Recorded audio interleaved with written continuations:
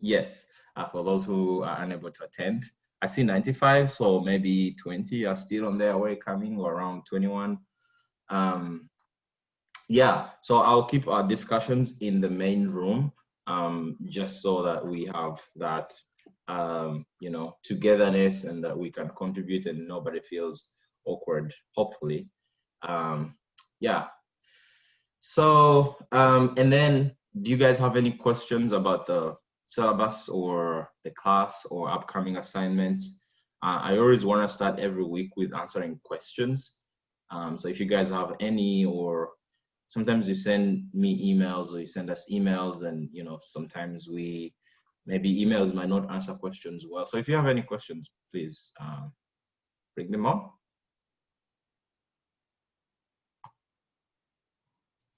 I'm seeing in the chat. All right. Someone said, good morning. Good morning. I try to follow the chat as much as I can. Okay. I've seen your message, Alexis. And it's a yes.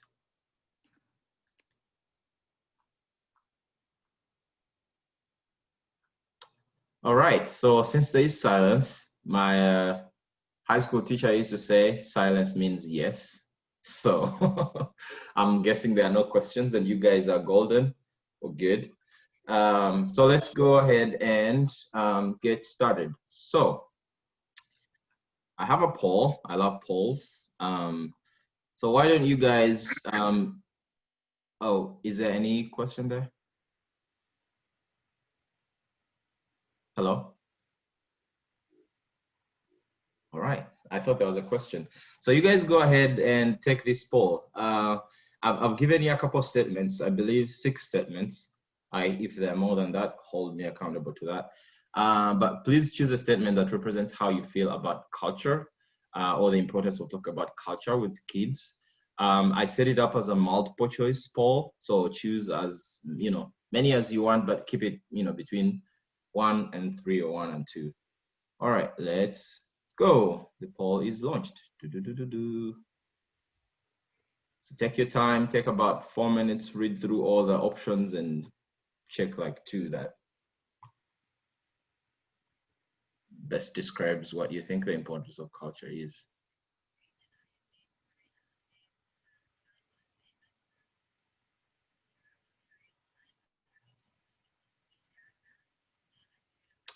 And let me see, Haley.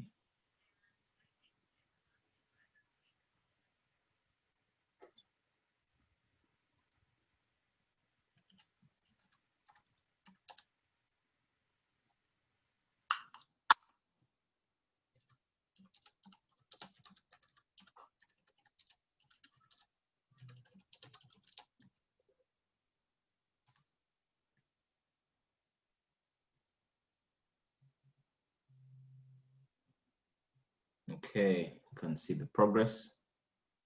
74 out of 96.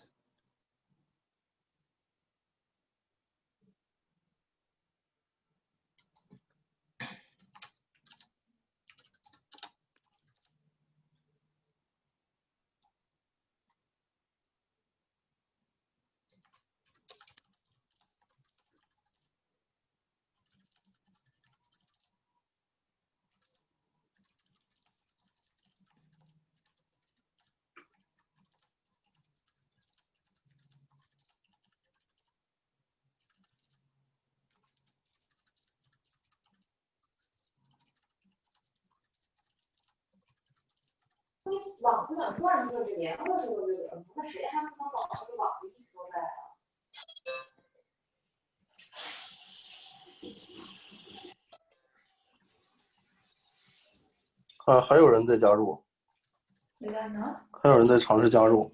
对啊，就网不好呗。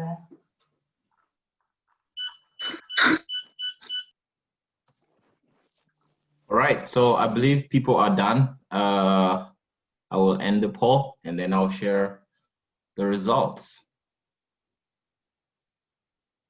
Okay. Okay, so can you see results? Yes, just put in the chat, you know, all thumbs up. It's hard. I can't see all the thumbs up, but yeah, if you can see the poll, it seems like majority of you were in the first statement that said, I certainly agree culture is super important in parenting, and every parent should talk about culture with their kids. That was 71%. That is the first statement. And then 46% of you said, I think culture is an important aspect to think about in parenting, but not the most important to discuss with my kids. And then 1% said culture is not important at all to talk about with kids. And that was 1. And then 13%, you said culture is a cool concept to discuss with kids, but only when something culture related happens at school or in our community. I'll be curious to hear more thoughts on this. And then 4% said, I'm not sure where I belong on this topic. It's fair. And then 14% said parents should only talk about culture when they feel comfortable about the topic. Yeah, good. Well, thank you so much. I know that when we talk about culture and knowing, especially the current state in the country and the politics around it, sometimes it can feel uncomfortable to talk about such topics. But I want all of you to know that this is a place to explore, and this is a place to not be judged, but a place to explore topics like these. And because you all are going to be either working with parents, you might end up working, with children, and these are hot topics that you will encounter, whether here or in your home country. And so it's important as scholars to be able to gain that confidence and the expertise to engage in various topics, regardless of what our views and biases and beliefs are. So thank you so much for participating in this poll. And I'm gonna stop share, and we are going to transition. So overall, just to summarize, it looks like you're saying, majority of you are saying culture is important. And I am curious, for those of you that said it's important, jump in and kind of give me your reasonings, or give us your reasonings, since it's a general call. I'm laughing because someone said RIP page 124. That's Sierra. That's funny. It's a good pun.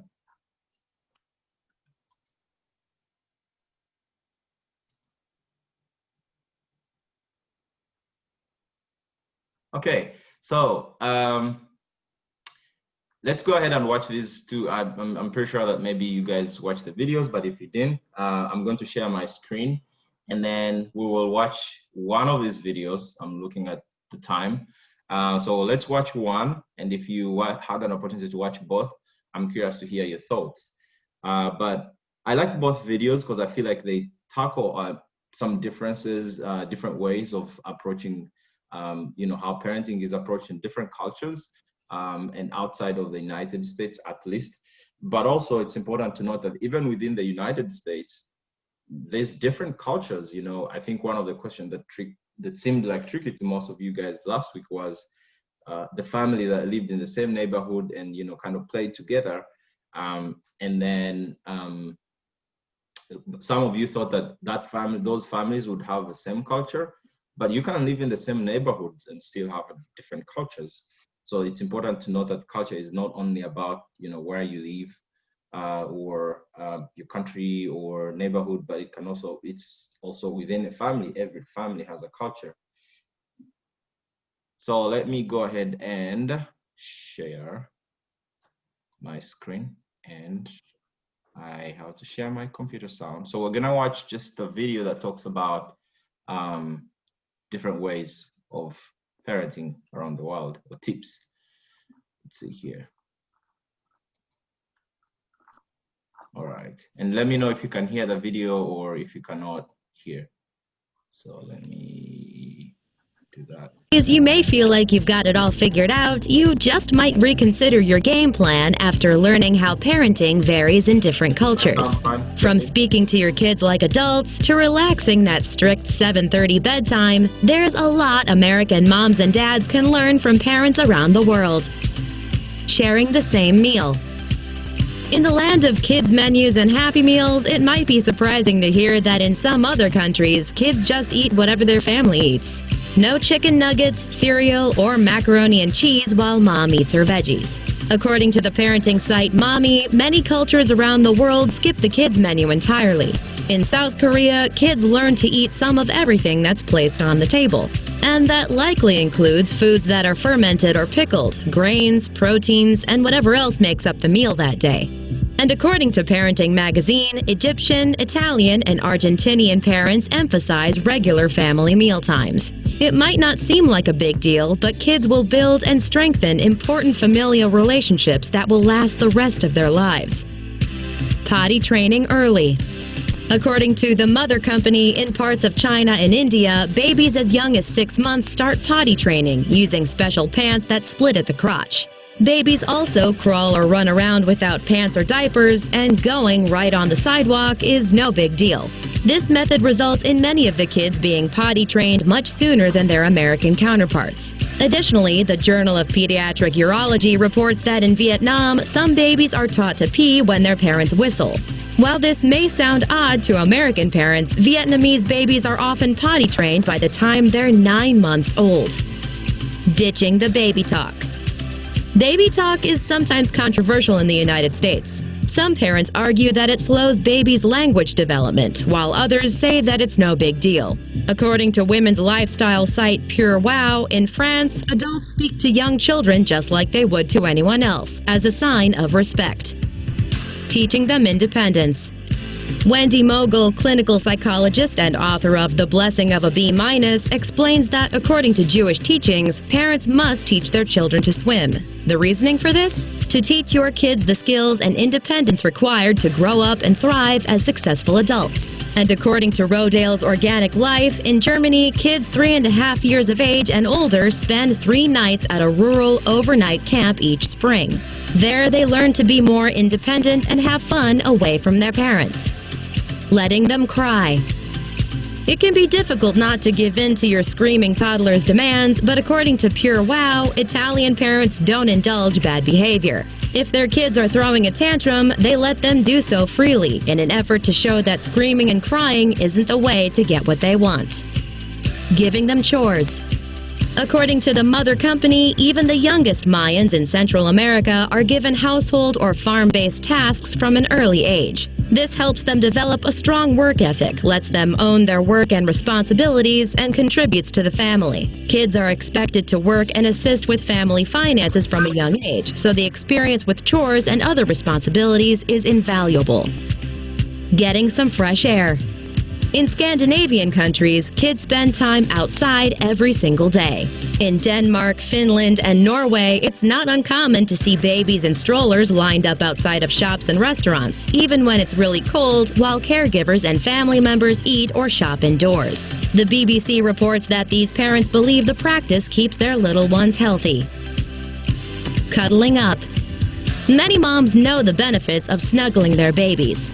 But in India, moms give their babies gentle massages. They also carry their babies against their own bodies and co-sleep with younger children to facilitate a strong mother-child bond. Avoiding eye contact. Stick with us for this one. According to Humanity: An Introduction to Cultural Anthropology, the Gusii people who live in Kenya avoid looking babies in the eye because eye contact conveys power. In a post for Empowering Parents, social worker James Lehman writes that parents should be the rulers of the roost, not their children. Bedtime anytime. According to Rodale's Organic Life, Spanish kids often don't go to bed until 10 at night. Between afternoon or evening siestas and plenty of family time built into the early evening hours, it makes sense that bedtime is typically later. While researchers aren't sure that the late-night bedtimes are beneficial for the kids, it doesn't look like parents will start putting their kids to bed before family time. Global inspiration. While you might not agree with every different parenting style, Americans just might discover something new about raising kids from other cultures. After all, child rearing takes a village. But who's to say what size your village should be? Thanks for watching. Click the list icon to subscribe to our YouTube channel. Plus, check out this other cool stuff we know you'll love too. All right, feel free to subscribe to their YouTube channel. Okay, so that was fascinating. I'm curious to hear your thoughts. Just unmute yourself and tell us what surprised you. Which culture surprised you? What new thing did you learn? What resonated with you? Same questions. Oh, oh, is that me? Oh, sorry. Yeah, just unmute yourself and jump in. Questions about the video? Yes, go ahead. Questions, what surprised you? What stood out for you? What resonated with you? Yeah, so I was pretty surprised that when the video said Italian babies aren't um, like when they cry, the parents don't really care until they stop. I think it's a little surprising at first, but if you think about it, I think it's pretty effective. Mm. Jamie, right? Yeah. What Yep. makes you think it's pretty effective to do that with the baby? Because if babies cry and the parents kind of go there immediately, Mm-hmm. then the baby subconsciously will think that, oh, crying works. So in the Mm. future, if they face any challenges, they will cry instead of thinking of a way to solve the issue. Mm. Wow. Thanks, Jamie. Can I say something? Go ahead, Jill. Hi. Hey. Something that I was really surprised on from the video was that in parts of Africa, I think it was, the adult doesn't look the child in the eye when they speak. Uh-huh. And I couldn't imagine being the child and trying to communicate or talk with an adult, and they won't even look you in the eyes, or they will look past you or through you with their eyes. I'd feel like they were trying to say that it's a power thing, but Mm-hmm. I don't know. I feel like it was a little bit crazy. Crazy, right? Surprised you. Jill, think about the context of where you are raised, and all of you to think about the context of where you are raised and some of the prevailing beliefs and kind of values and ways of doing things. If that's what you've always seen and been surrounded by, you don't even have a concept of this is like, it doesn't feel well, right? Because you don't know the other side, you don't know what's on the other side. So I think it's Jill, I agree with you, it's crazy to think about now. And I grew up in Africa, that we learned that, and these are things they don't teach you, but you don't look an adult in the eyes. When you're talking to them, you look down because it's a sign of respect.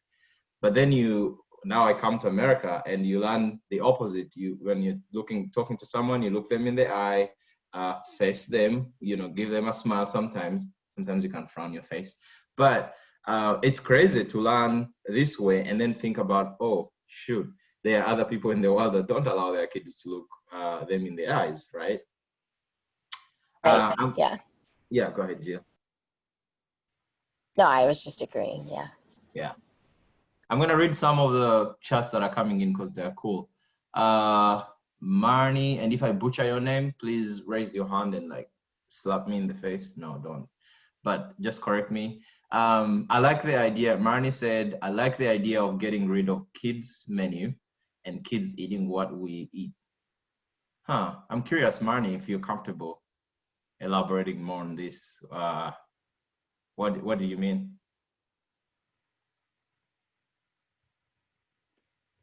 Marnie?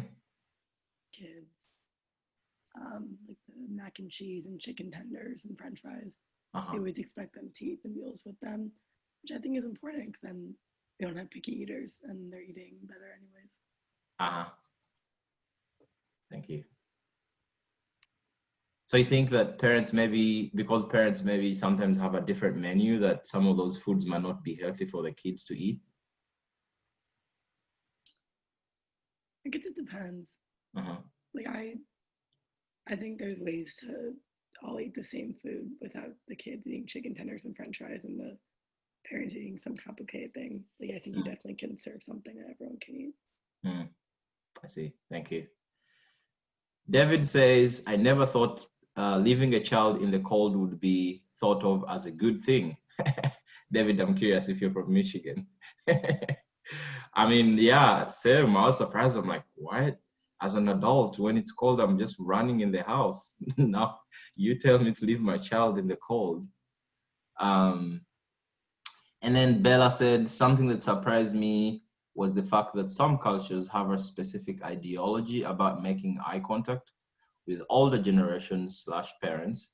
I never thought of something like that would assert power in the child and not in the parent. Yeah. Sierra said, I thought it was interesting that a lot of cultures clashed in regard to giving the child independence versus asserting a lot of dominance over the child. Yeah. Taylor said, and feel free to jump in. This is an open discussion because I can't see 100+ people raise their hands, so just jump in. I work at a daycare, Taylor says, and I'm pretty sure if I left them outside like that, I'd have gotten fired. Yeah. So you have to think about the context of where you are and the rules or the laws that apply. And there are discussions around, learning the culture and cultural humility and so Taylor, to your point here, if you did that here and you left the child outside, you would get fired. But then if you think about it this way, if you went to another country where children are supposed to go outside and like leave them in the cold and you don't do that, maybe you'll get fired too, right? So it's all like where you are and what the context is like. Something that I would like all of you to keep in mind is that the views and thoughts that you saw represented in the video might not represent every one of those parents, of the parents in those cultures. So it's also important not to generalize, but to take that as, oh, I never thought about this way, right? So, just don't take those views as very conclusive, but just a way to think about how other cultures might approach parenting.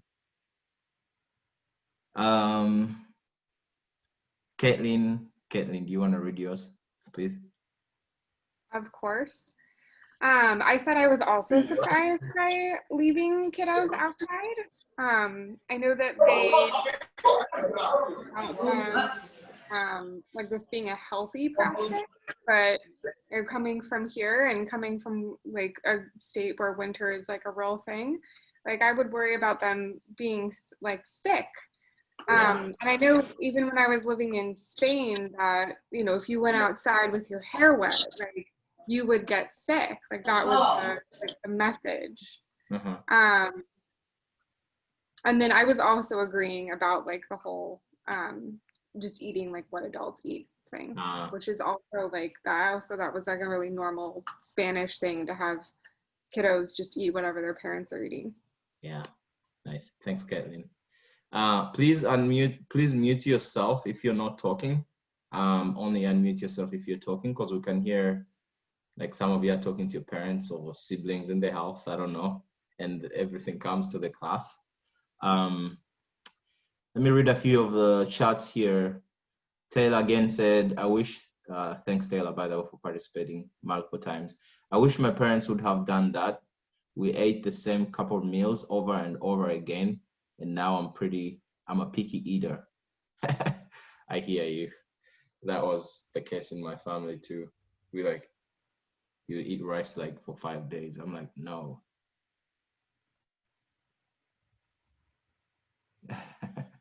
I love this one. David says Ronald Lowell. All right, Haley says something I found surprised. I guess you mean something that surprised you was no eye contact, and the reason why. Also leaving kids outside when an adult is inside. Crazy, right? Mary says I was shocked by leaving kids outside. That was just crazy to me, yeah.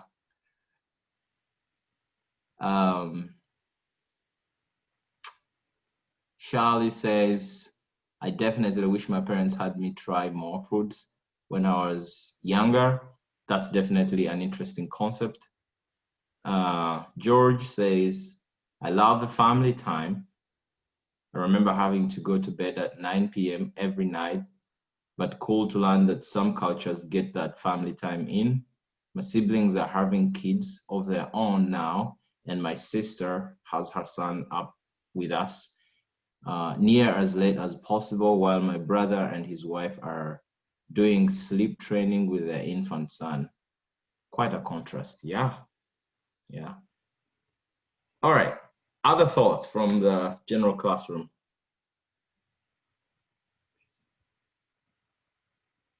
In a minute. Let me pose this question. So for those that said, I don't think culture is important, or for those that weren't sure, what would you do if you worked with parents and they said, let me start with those that said, I don't think culture is important and I don't think my children should learn about culture. What would you say if you worked with parents that say culture is important and your belief is, I don't think culture is important? What would you tell those parents, or how would you work with them?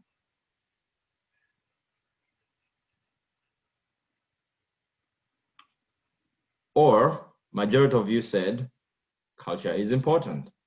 What about you encounter a parent who says, don't teach my kids that, stuff. I don't like it. I hate it. It sucks. What would you tell that parent?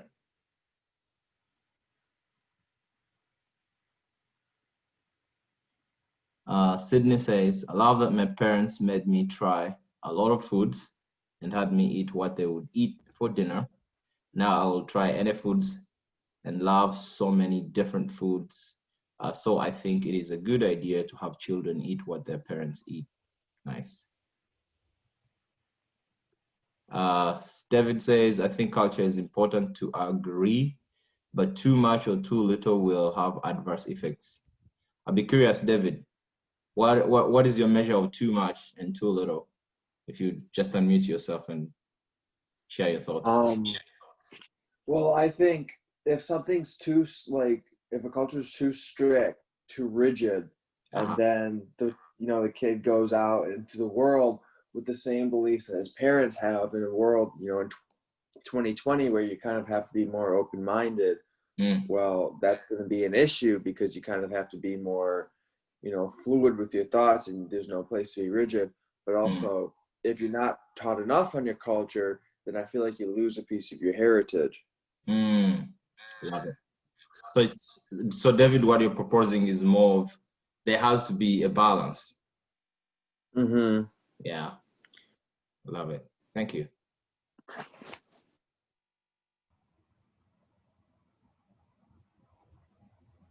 All right. So we have come to the end of our discussion.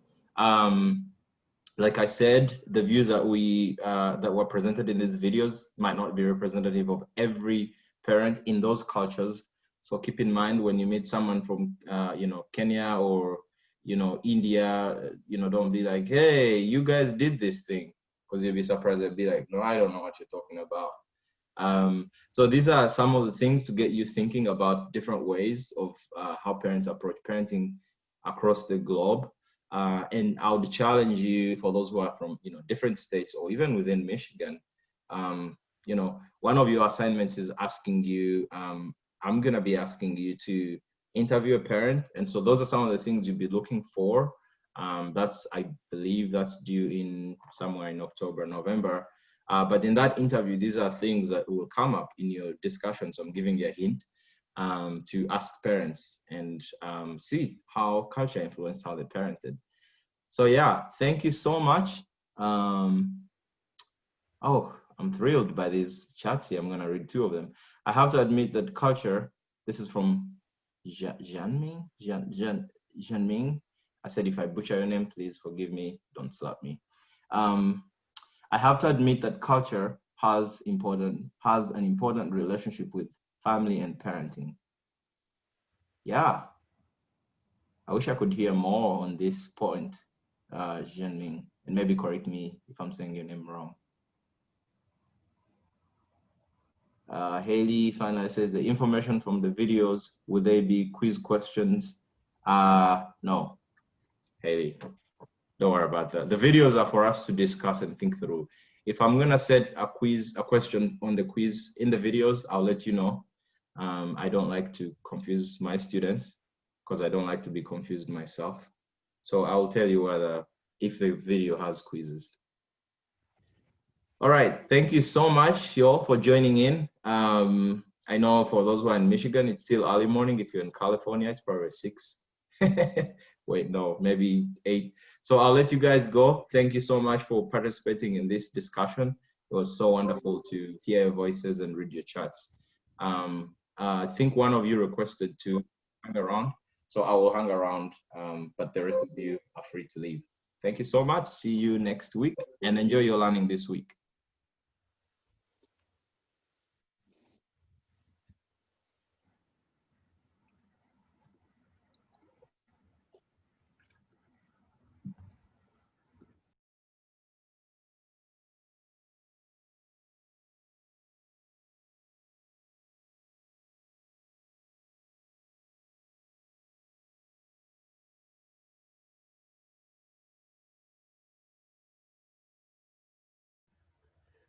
Hey, how's it going? I have a question real quick. I think you're muted. Oh yeah, thank you. I was.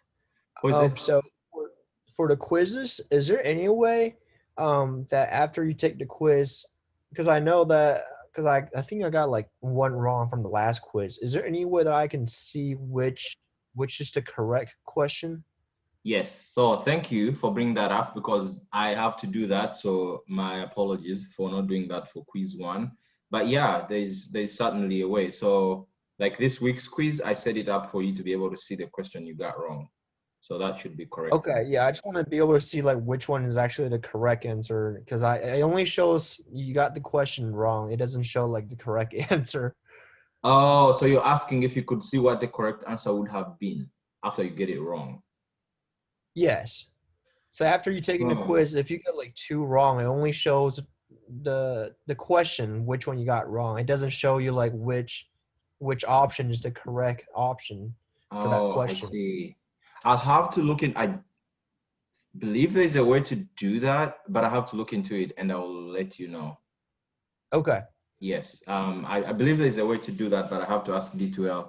I'm not an expert in D2L, but I believe there's a way to do that either for the students. I'll find out and then I will email the class. Okay. All right, cool. Thank you so much. Thank you.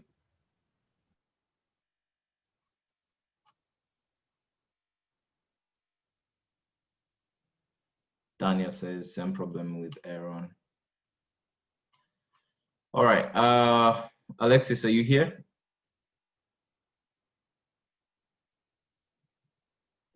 Yes. And for the people that are here, did you intend to stay or you? Alexis, I'm thinking you wanted this to be a private conversation. Is that correct? Yes, I do. You're still recording. Oh yeah, thank you. See, so many things to remember. I'll